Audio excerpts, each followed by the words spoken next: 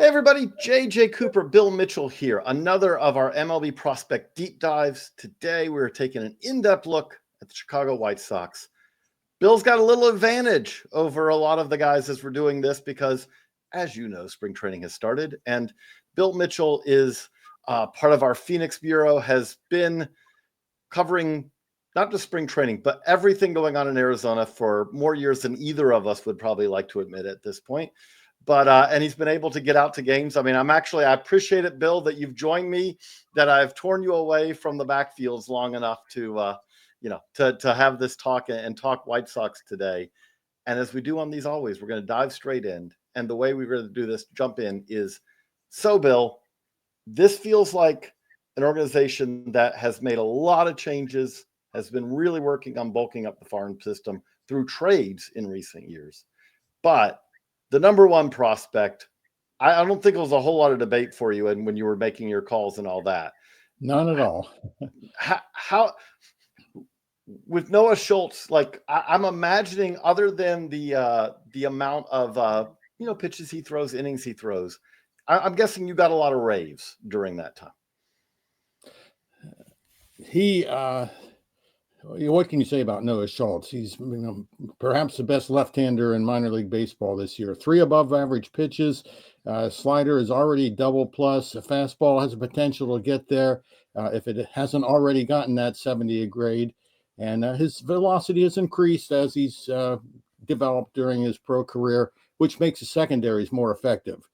But I think the most important thing with Schultz is the way he pitches. The 6'9" height, the lower arm slot, and the extension he gets from that frame makes it hard for batters to pick up the ball. I heard this from scouts many times. I actually witnessed it firsthand when I saw his start earlier this week, his 1-inning stint out at Camelback Ranch. No, I was not in the batter's box. Don't assume that. But with my camera, taking photos, I was in the first row of seats right behind home plate. And I saw you on the video. Yes, shooting at 20 plus frames per second. And when I get home and go through my photos, decide which ones I want to save, I always look for the photos that I can see the ball in his hand, coming out of his hand. And a good percentage of the photos I had, there was no baseball in sight. So I thought, well, that's what the hitter's seeing and not being able to pick up the baseball. So you can see how that just explodes on the batters, and especially again the extension he's getting it's playing up even more. The thing that jumps out is there just aren't many built like him. Like you combine the stuff, but like you said, the stuff with that kind of height, with that kind of slot, it's just not something that hitters are going to. There's not a whole lot of past examples they have in their head of like, oh yeah, the last time I faced a guy who looked like this is what he did. Is that like you gave a perfect example of it there, but like you've seen a lot of guys over years. I don't see a whole lot of guys who look like and throw like Noah Schultz. I hesitate to put this comp on him because then everybody thinks he might be this person, but it's Randy Johnson. I've had that from scouts. He's about the same height, same arm slot, same devastating slider. As I was walking around the ballpark the other day, and I think a lot of fans, White Sox fans, there weren't many people there, but there were some. You could tell they were the diehard White Sox fans. And I kept hearing people saying, Randy Johnson, Randy Johnson. And again, you don't want to put that as his ultimate goal because Randy Johnson is a Hall of Famer. But in some ways, he's ahead of Randy Johnson. I looked this up because Randy Johnson, when he was the same age, coming out of, I believe it was Cal, right? He came out of Cal or USC? I think it was USC. Okay, yeah, you're right. And even in his first few years of minor league ball, his walk rates were 7 to 8 batters per 9 innings. It wasn't until he got to about 27 or 28 that he started throwing more consistent strikes. Well, Schultz is already doing that. So he's got that working for him. This is something I've kind of looked at in the past as well. Like when you see, if you're looking for an example, when you say, well, can a pitcher really find their control, find their command? Randy Johnson, again, college pitcher, First year in pro ball, 7.9 walks per nine. Next year, 7.1. Next year, 8.2 in double A. Next year, 5.7. Oh, the next year he's a big leaguer. Like, that's kind of a really, and then by the way, the crazy part about that is, and then you get to the end of his career and he had years where he was like 1.6, 1.9. He became someone who really threw strikes. But Schultz ahead that way, it's spring training. It makes sense. The caveat that every time I talk to someone about Noah Schultz, the biggest caveat is simply they just want to see him throw more, right? And I get it. He's very young. And I know that is a goal for the White Sox organization this year.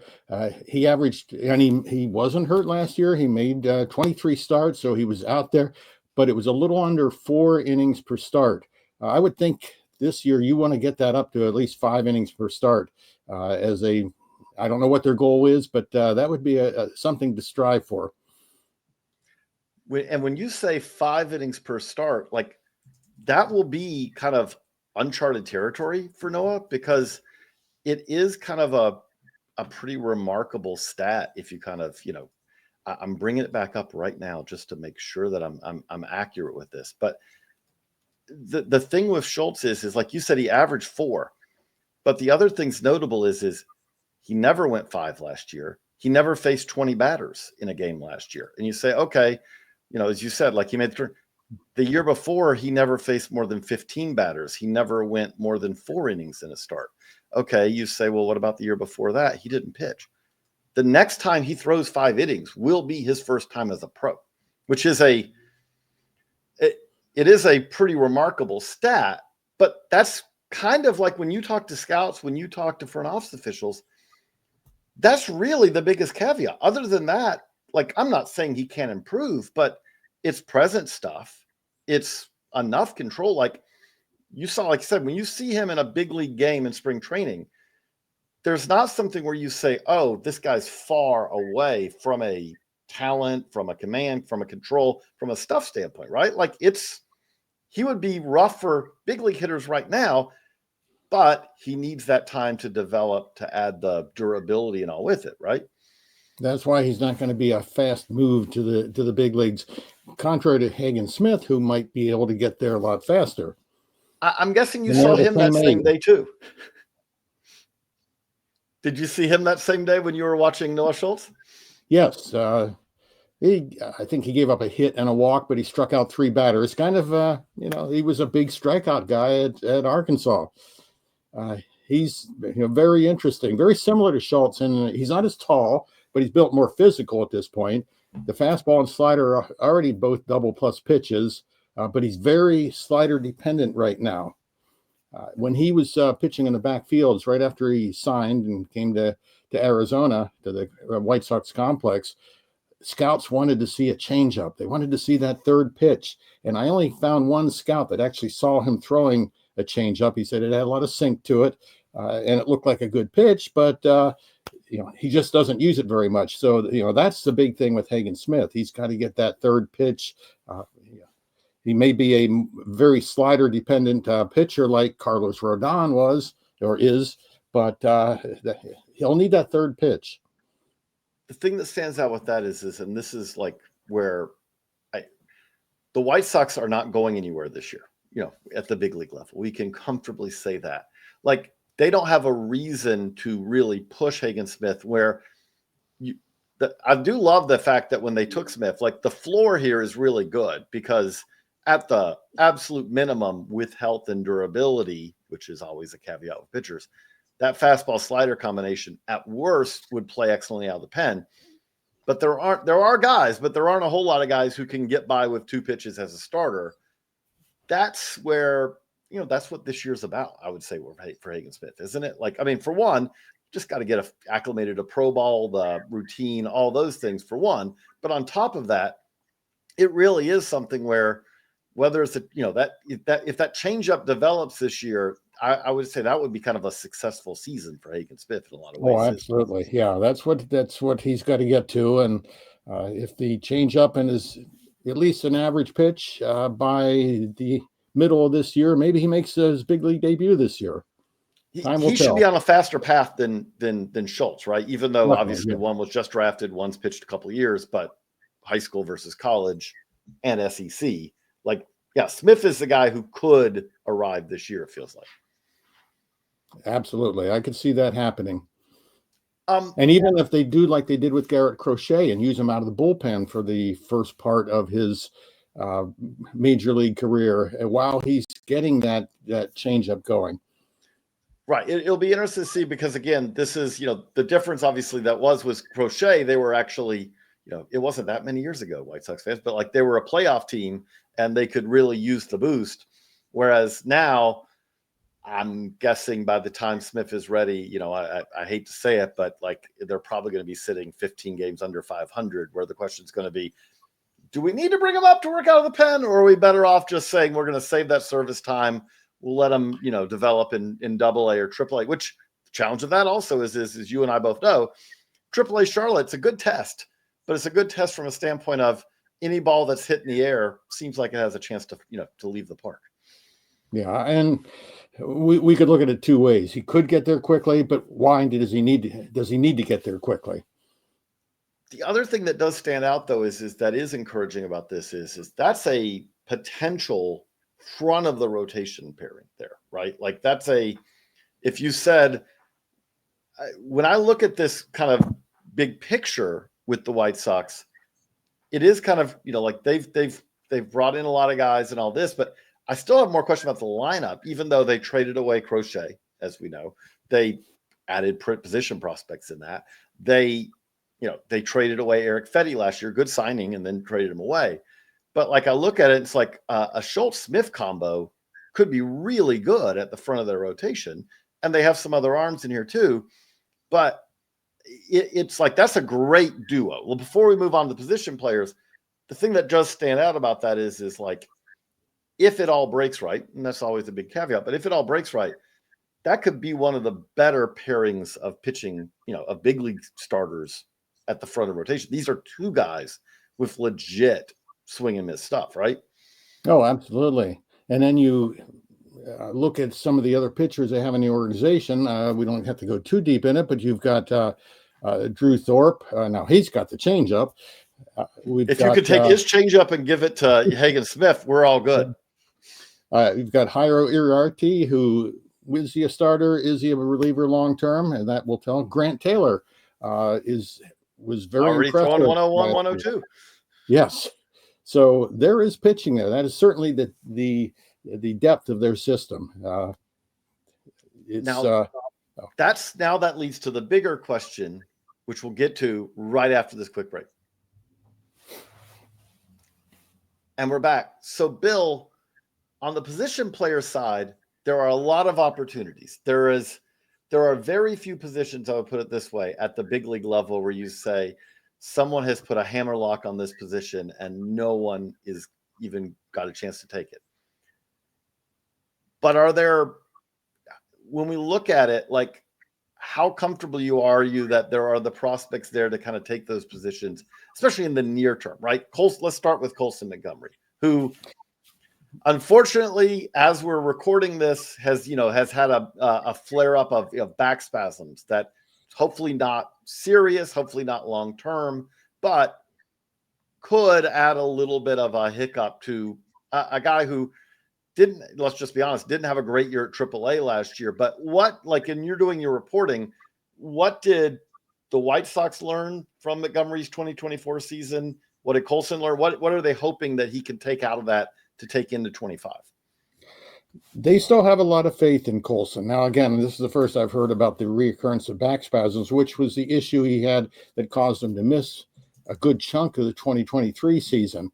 And I wanted to keep him at number 2 in the organization. I still have faith, and I've talked to some White Sox. And I just talked to a White Sox scout the other day about Montgomery, and they're still very high on him. You look at, he missed a big chunk of the 2023 season, lost a lot of his AA time that he would have had. He actually missed a little time in 2022. So to go to AAA, and he was still young for that level, and he did come on towards the end of the year. It started using the whole field better. He had some good at bats in fall league, and the one time I've seen him in spring training, he hit a bomb at the Cubs stadium. So I still had the faith in him. We have to see these back spasms, that what that's going to involve. I don't like back injuries. Back injuries are frightening. Yes. But so, as you said, like, he was young he was 22, basically all for last year's season. He was one of the younger players in AAA. I feel like that with this team, they kind of need him to make, like, from a developmental standpoint, there's no shame in him going back and spending even all of this year at AAA from a standpoint of you didn't conquer the level, right? Like, you're going to be 23, go back. But at the same time, this is an organization that could very quickly say, we don't have anyone better.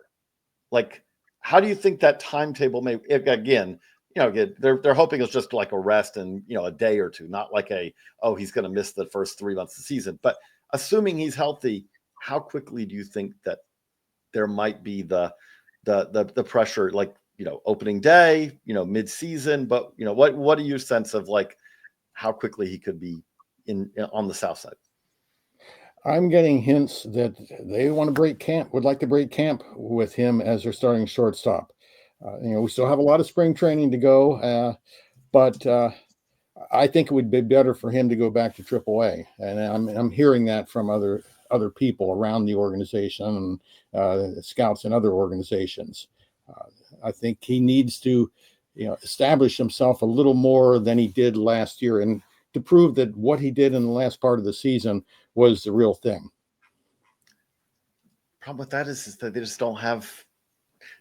There's not a veteran here where you say, oh, well, Brooks Baldwin is just saying, no, this door is closed, or Jacob Amaya or someone like that. There's just, but the other question with that is when you talk to evaluators, do they view him long-term as a shortstop, or do they think that he might fit better as a third baseman or a second baseman? Like, there's still some question long-term about his glove, isn't there? Yes, I agree with you. There are questions, and I've talked to people. The White Sox organization believes that he's got the footwork, the athleticism, positions himself well that he can handle shortstop. Everybody says, oh, he's going to grow too big. Now, I've seen him this year, and he looks like he's slimmed down just a little bit. So it looks like he's gotten himself in better shape. But I go back to 10 years ago when you had me doing the Fall League Top 20 list. And I'd talk to scouts 2 years in a row, because you're there 2 years in a row. I'd talk to scouts about Corey Seager. And almost every scout said, no, he's going to grow too big. He's not going to be able to play shortstop in the big leagues. Here he is. And here he is 10 years later. And Carlos Correa. Carlos Correa is another one. Yes. So the key other thing with this is, and this is kind of a useful, just kind of diving in on other position players, is that Crochet trade. They get back Kyle Teal, Braden Montgomery. If there is one position now where I do feel like pretty good about where they are in the short, medium, and long term, it might be catcher, like position player wise. Like, they have Corey Lee and Matt Thaiss. I don't think either of those is going to. They're not big league regulars.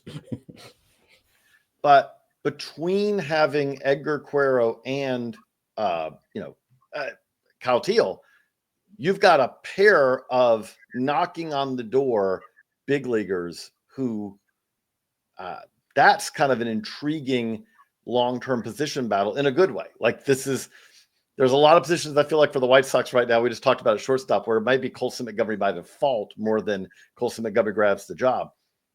Catcher may be one position where they may have two guys who both could fit there in the medium and long term.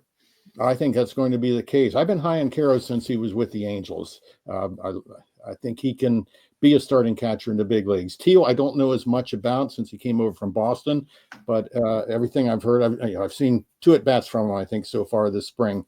But they could have those as their 2 catchers. I understand Teal can also play some outfield. There's a DH spot. He's got some athleticism, yeah.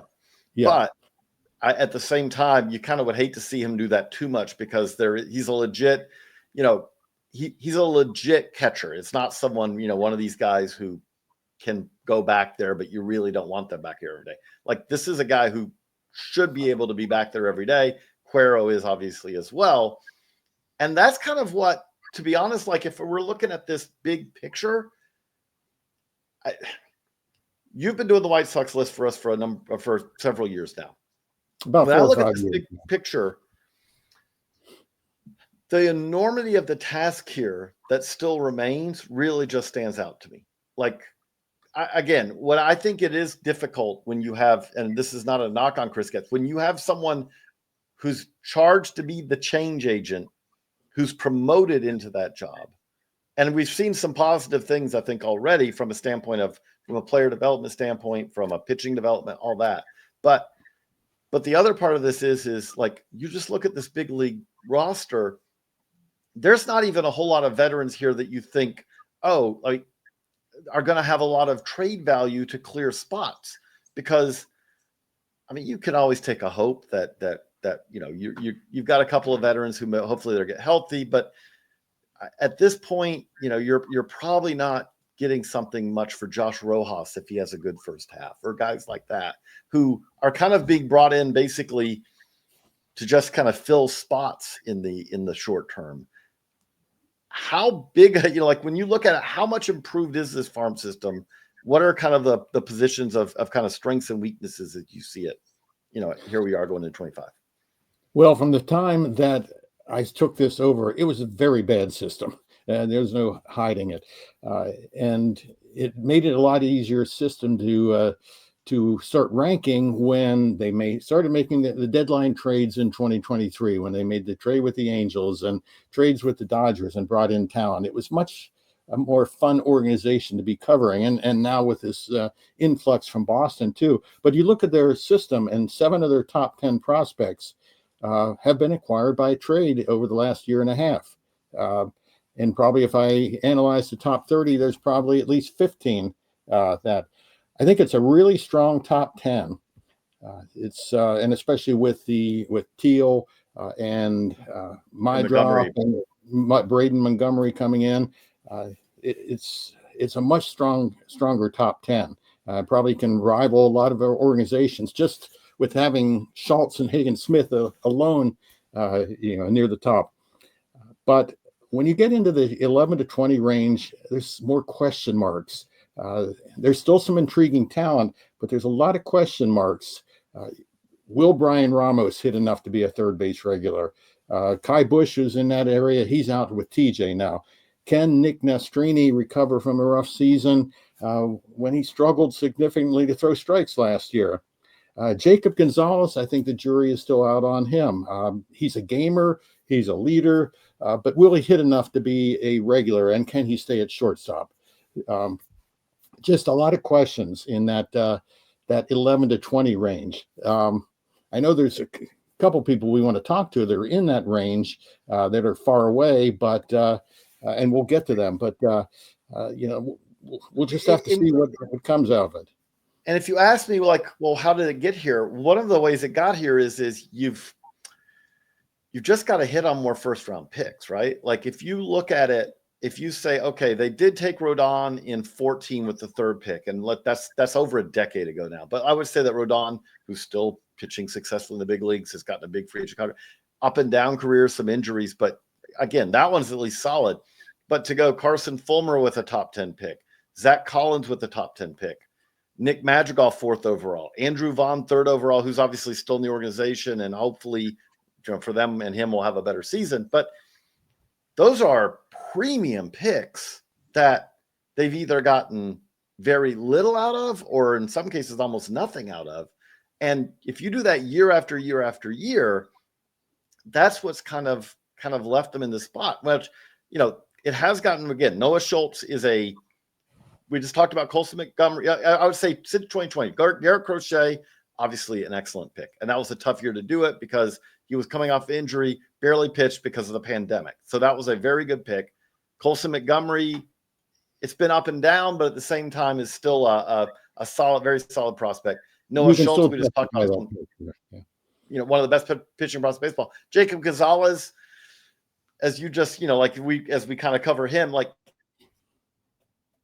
he doesn't, like if you had to do over again, he probably doesn't go 15th overall. But followed up Hagen Smith, it has gotten better in the 2020s.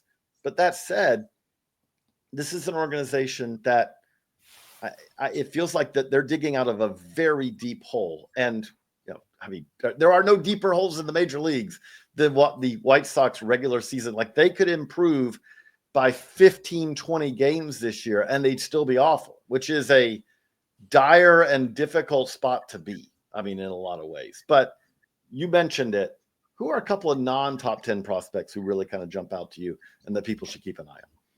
Well, one of the ones I thought they did a really good job in the second round last year, and I'll talk about both of the picks they had in the second round. Caleb Bonnemer was one of the better high school hitters in the class.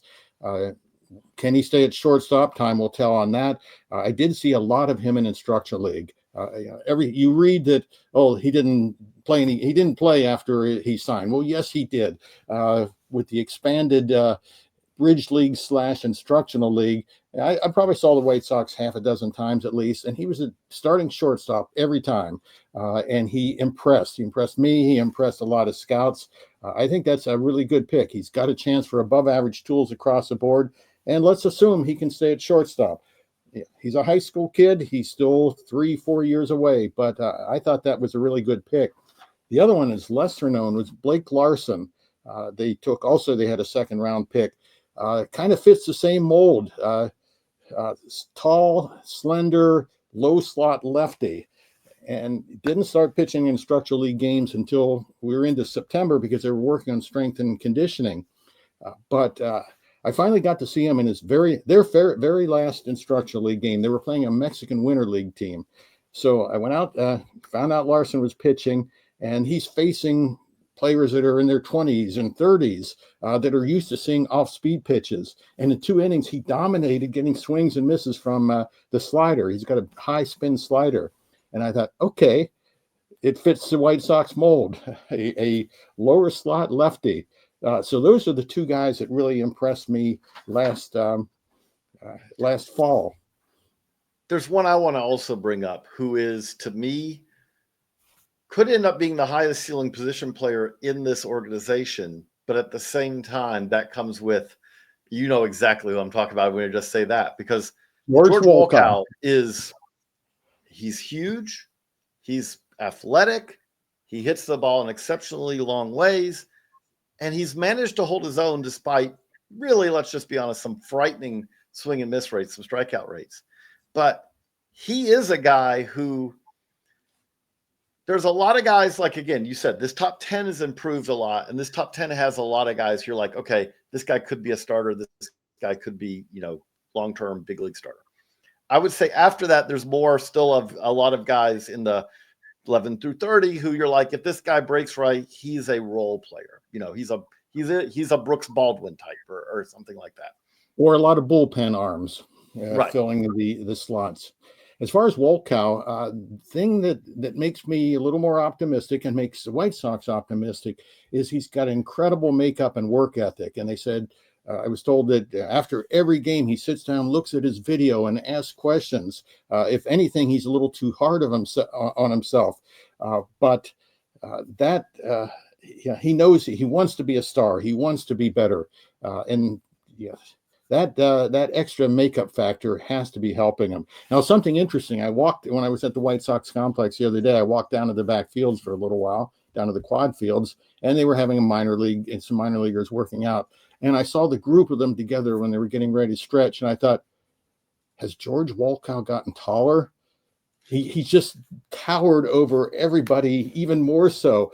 And I thought, okay, is he 6'8" now? Instead of 6'7", is he 6'8"? Is he 6'9"? And I texted Josh Norris. I said, hey, when you come out to work, for work in the backfield, bring along the Baseball America certified tape measure, and we'll measure George Wolkow. Actually, I intend to ask the organization if they've got a adjusted height on it, and it might not be. And not just, he's a big guy. He looks. He is 6'7" at the minimum. I mean, like if he hasn't grown an inch, he's 6'7". And the physique looked good, and I saw Aaron Judge when he was about that age, and when he was at in college, the WAC tournament, and he was the body then, yeah, he was big, tall. It was a little more of a doughy body, not the Aaron Judge you see now in the big leagues. I kind of see Wolkow's physique now being a little more like closer to what Judge is now. And again, I don't want to say I'm comparing him in any other way. You're not saying he's Aaron Judge, but he is that body. I mean, like that's not he's already kind of like, I mean, again, there aren't many 6'7" outfielders out there in the world.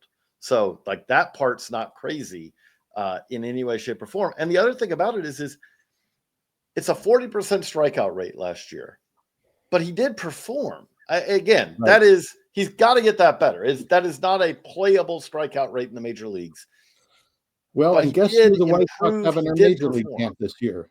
White Sox have Joey Gallo in their major league camp this year. Can he be Joey Gallo? We hope for better contact rates, and I don't know that he has Joey Gallo's raw power. He's got plus raw power, but the one caveat I'll say on that is that like Gallo was like Wolkow hit 13 homers last year. I'm guessing you saw 13 homers from Joey Gallo in the Arizona Complex League the year he set the record. Yes, I think he hit 17 in that year, or was I know he still holds the Arizona League record for home runs in a season. So, and again, that was on his way. Then when he got to full season ball, he was like, "Am I going to hit 40?" Whereas again, Wolkow, we want to see hit 20. So, but he's a guy to me who he is a wonderful lottery ticket. You again, as a 7th round pick, that's the kind of pick I love. In that, it may end up that he never ends up as a big leaguer. The strikeout rate just derails him. But if you want to dream, there's a lot to dream on there in a way that a lot of guys just don't have that same kind of, where you have that comfort level of, oh, this guy really could be something. Before we wrap this up, like anyone else, Bill, that kind of jumps out that you wanted to cover, or like I said, you've seen them in spring training. Anything else that stood out so far in your looks at White Sox camp? Again, we're very early still in spring training. The minor league games haven't started yet. We always want to hear about people that are not in the top 30, weren't even in consideration for their top 30, but the scouts were intrigued with when they saw him last year. And I think he did get some innings in either low A or high A. Pierce George, he was 13th round pick out of Alabama. He was at Alabama 1 year. He was at another school for 1 year before that. And I think he had some junior college time. I pulled up his baseball reference page and I thought, this guy hardly pitched. But he's a big, huge guy, 97 to 100 on the fastball. The hard slider in the upper 80s is getting better. He's got to throw more strikes. But, oh, man, you look at that, and it's a body and velocity you can dream on. That's another name to watch. This is always fun. But if you enjoyed this, there's so much more over at baseballamerica.com. You can check out the full White Sox top 30 with scouting reports on all 30 players. BA grades, tools grades for all 30 players. We also went to 40. We have a 31 through 40, 10 more names to know for the White Sox. And by the way, we're having all this spring training coverage. We'll keep you updated every day, all through spring training, get you ready for the season over at baseballamerica.com. For Bill, I'm JJ. So long, everybody.